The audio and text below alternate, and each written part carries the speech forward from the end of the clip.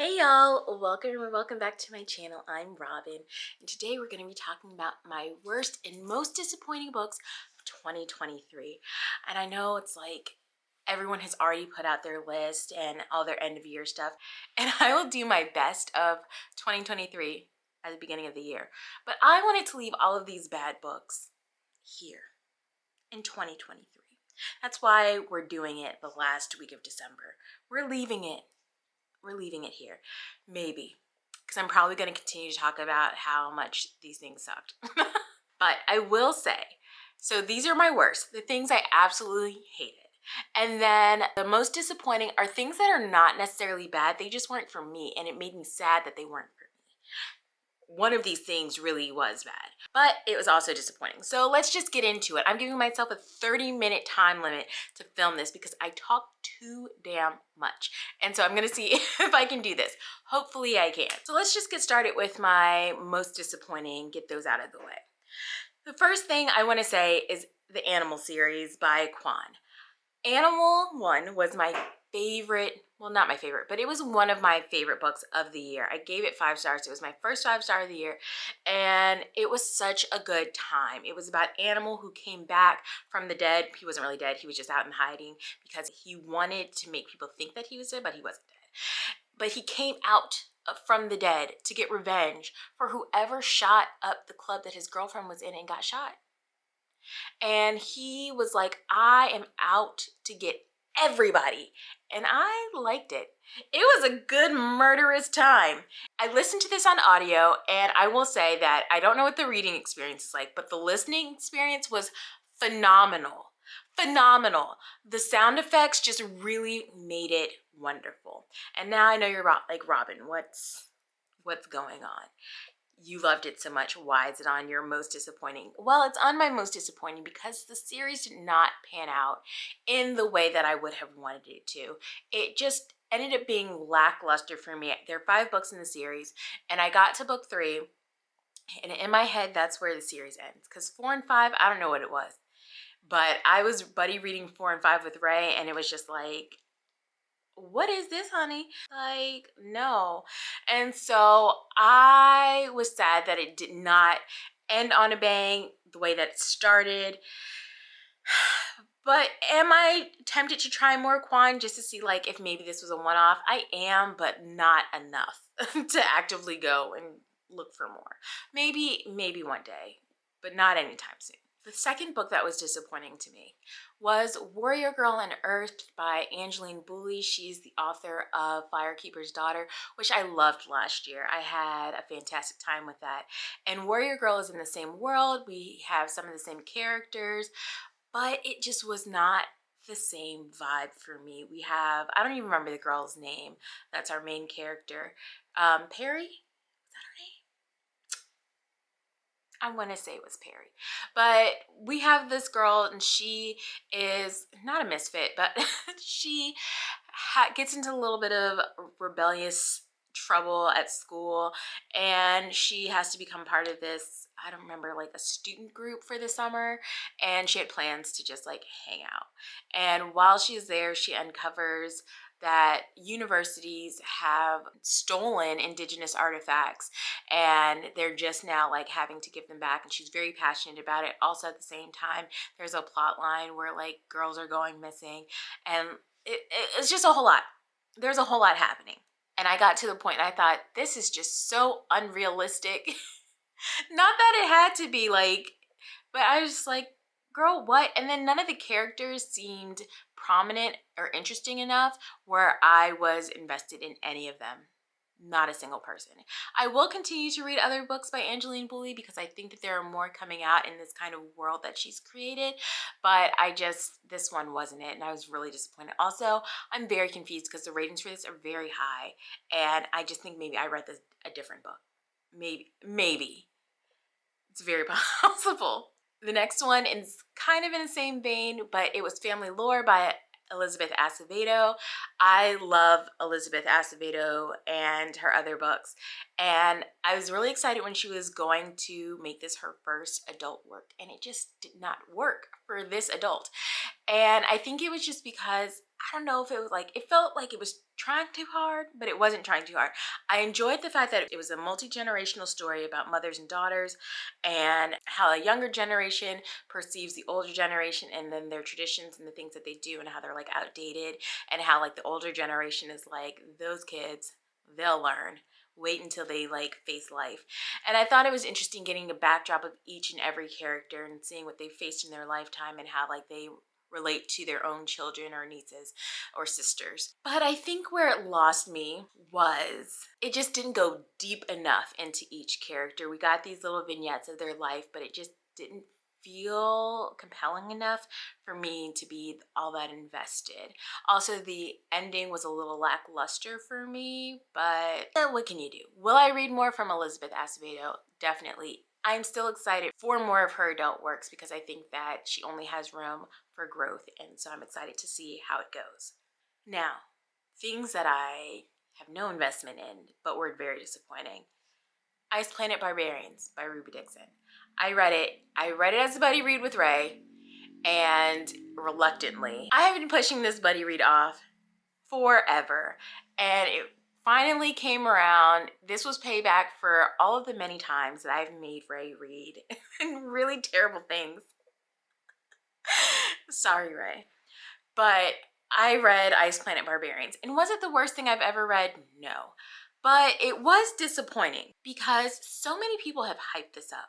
Like, oh my God, Planet Barbarians. And when I tell you I was bored and nothing about this was exciting, I don't know what the hype was about.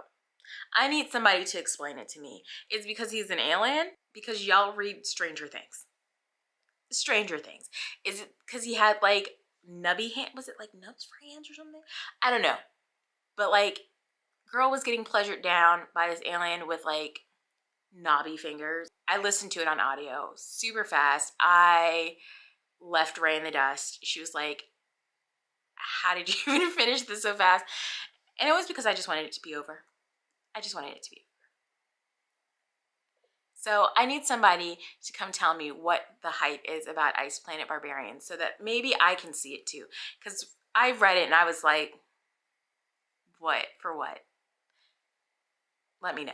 The last thing that was on my most disappointing, but can cross over into the worst real fast, Iron Flame by Rebecca Yarros. I read Fourth Wing earlier this year. I had a fun time. Now, the logic wasn't always logicking, and I was told I just gotta let it go. And I did. For the most part, I let it go. And I was just like, we're just gonna be here for the ride. I was here for the dragons. I wasn't here for Violet. I wasn't here for Xaden. Did not care. Then we get to Iron Flame, and Rebecca Yarros said, I'm gonna try political fantasy. I can do it. She said, I'm gonna channel my George R.R. Martin, and I'm gonna write a fantastic sequel to Fourth Wing. She didn't. She didn't. It was too long, very boring. Everything else happening wasn't interesting enough to make me forget that the logic doesn't logic, because now the logic really didn't logic at all. Logic didn't exist in this universe that Rebecca had made. And I just want to have a conversation with her. Like, girl, what are you doing? You got 3 more books after this? Stop. Stop. Please. Will I read the next book? Potentially. Because something happens at the end of Iron Flame and I am just too curious. I know she's going to explain at the beginning of the next book because that's what she did in this book. So any questions you have, don't worry. Give it a chapter or 2 of the next book explained, kind of. Because the logic's still not going to logic. And I got questions. I have questions. Not enough to be invested to like pre-order this or to try to get on the wait list from the library. I'll get to it when I get to it. I'm in no rush.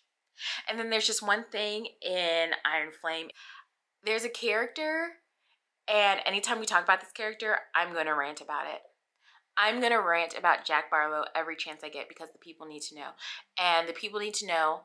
And in fact, I'm just going to rant about it right here. So if you haven't read it and you want to, you can skip to here. But in Iron Flame, Rebecca introduces like the new crop of students that have to go across the parapet. and make it or whatever, which I still think is dumb because you have them go through this challenge before they can even become students to see who dies. And then they get to the war college where you can still kill them. Like, don't y'all need soldiers? Like, why are you just killing your soldier? Anyway, that's not the rant. The rant is that one of the students happens to be named Jack Barlow Jr. If you've read Fourth Wing, you know that Jack Barlow was after Violet and was gunning for her and was trying to kill her. And then he died. And that was in Fourth Wing. So then we get to Iron Flame. And there's a Jack Barlow Jr., which is not Jack Barlow. It's a different person. His name is Junior. But why is he a junior? Okay? His name could have been Henry. Could have been John. It could have been Zacadius. I don't care what his name was, but why is his name Jack Barlow Jr.? Because it's not like he's Jack Barlow's son. No. So that means that Jack Barlow's dad was like, I'm going to have a Jack Barlow, I'm going to have a Jack Barlow Jr. There's probably a Jack Barlow III out there. And then the thing about Jack Barlow Jr. is we never hear from him again. He's not even a thing. But you know what's even more irritating? Jack fucking Barlow comes back at the end of this book. Well, maybe not the end, but like mid to the end. But you know, he's back. So why was there even a Jack Barlow Jr. to begin with? Thank you. That is my time. I'm moving on. But let me know, because why was there a Jack Barlow Jr. when there was already a Jack Barlow? Even if they were brothers, why would his name be Jack Barlow Jr.? So yes, that is a most disappointing, bordering on worst. And so with that segue, we're going to go to the worst books of 2023. I'm going to give an honorable mention to The Other Black Girl by Zakiya Dalila Harris, because while I did not read it in 2023, I read it in 2022. The movie or the show adaptation came out. Did I read it in 2022? 21? I don't know. I don't remember when I read it, but it was terrible when I read it.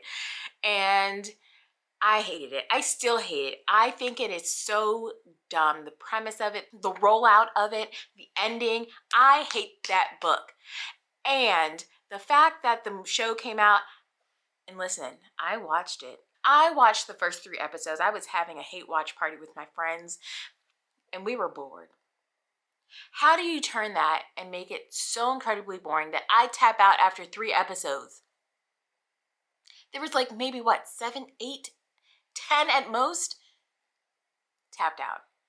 And so it's going on here. I didn't read it this year, but it's forever going to be on a list. It's forever going to be on a list. I hold grudges, and this is one of them. But for the actual books, I'm going to include Inheritance Games by Jennifer L. Barnes. This book was chosen for me by Ashley over at Bookish Realm when she chose my TBR. And let me tell you about Inheritance Games. There is one game. It should have been called Inheritance Game. And because it's called Inheritance Games, I expected there to be a plethora of games of puzzles and riddles to solve for us to go through with the characters. And there wasn't. There was just a bunch of like angsty drama of little love triangle times 2. And I was just like, y'all, we don't have to do this. We cannot, actually. The characters were super bland. Super bland. And I read the synopsis for books 2 and 3 because I was like, I need to kind of know some of the answers. And let me tell you, I DNF'd the recap. I got halfway through the recap and I was just like, do not care. Why were there no games? Where were the games, Jennifer? Where were the games? What were the riddles? Then, for one of my worst, was Murder in Mimin by Mia P. Manansala. Ray and I have been buddy reading this series since like the beginning. And while it's not my favorite cozy mystery, I don't mind it because it's so easy to get through. And it's like, I like the mystery. I hate the main character, Leela. And I genuinely like the aunties and the grandmother, Leela's friends. So basically I like everybody except for Leela. So I'm here for the book. But this one was so annoying. The characters did not feel like themselves. The mystery was just felt so rushed, and we're solving it and was just like, oh, here's the thing. And Leela, this is your fourth mystery, your fourth crime, and you're still out here acting like an amateur. Stop asking stupid questions. At this point, we should have a plan. You should know how things roll. And then like her friends just didn't feel like they had felt in other books. They kind of were like catty a little bit, and it was just like, what's happening? The aunties felt like caricatures of themselves, and I kind of don't even know if I want to continue on with the series, given that I already didn't like Leela in the first place, and now the turn that the characters have taken, I don't know if I'm interested enough to read the others. Then I'm gonna have Walla by Nikki May. I forget who chose this book for me. I hated a bunch of self-hating Nigerian women who were with white British men and were so stupid. They hated each other. I can't even understand how they were friends because I felt like they hate each other the whole time. And then like this one new person joins the friend group and all of a sudden everything explodes and everyone's like, I don't know how this happened. Ho, do you not see her right there smiling and grinning in your faces that you guys are imploding? Hello? Anyway, Wahala. Listen to Hello Stranger by Catherine Center. I was curious. I had never read Catherine Center, and then I remember everyone talking about some other book that she had, and I was just like, I'm curious. Let's give it a whirl. Let's see what's happening over on this side. I will not be visiting that side anymore. I cannot. Because I read Hello Stranger about this girl who has brain surgery, and she has facial blindness, so she can't like recognize people, but she can recognize them based on like their voices, especially if like she knows them, right? And so she meets a guy who's a vet and a guy who's also her neighbor. And she starts to feel things for like the vet guy, ghosts her. The neighbor guy, annoyed with from the beginning, but eventually she comes around. And when I tell you, when all the things aligned and converged, and you find out what's going on and who is who and what's what, I will fight Catherine. I will fight her. Because girl, what do you mean? Why are you so dumb? Not Catherine, the main character. But like, it was just so stupid. I cannot. I cannot.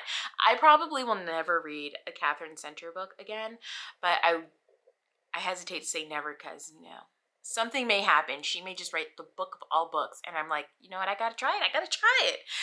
And then the last book on this list, and it's just so fitting, is Tower of Dawn by Sarah Janet Maas, because let me tell you, I didn't want to read this to begin with, and then everyone told me you gotta read it. I do not like Kale. He's the worst of the worst, and I couldn't care about anything that was happening to him.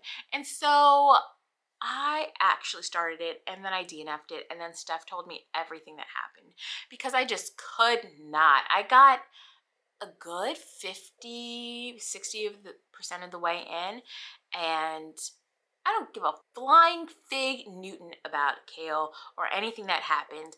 And then when she told me this all could have been an insert in Empire of Storms, like we didn't need a whole book about it. We really didn't. And so I'm so annoyed. I'm also done with this series. I'm done with Sarah Janet. She's not getting any more of my time. I cannot do it. I can't. I can't. And so I just think about all of the hours, listening hours, the reading hours I spent with Kale. I'm mad about it. Mad. Sarah, count your days. Actually, I'm just kidding. Girl, live your life, because this relationship is over. Those are my worst and most disappointing of 2023. What were yours? I want to hear all about them, even if they end up being my favorites. But like, you know, to each their own. I just want to know what yours was, why it was, and like, you can talk about any of the books that I mentioned today, whether you're thinking about reading them or you're just like, this is gonna be a hell no for me. But let me know down in the comments, and we'll talk. And until next time, bye.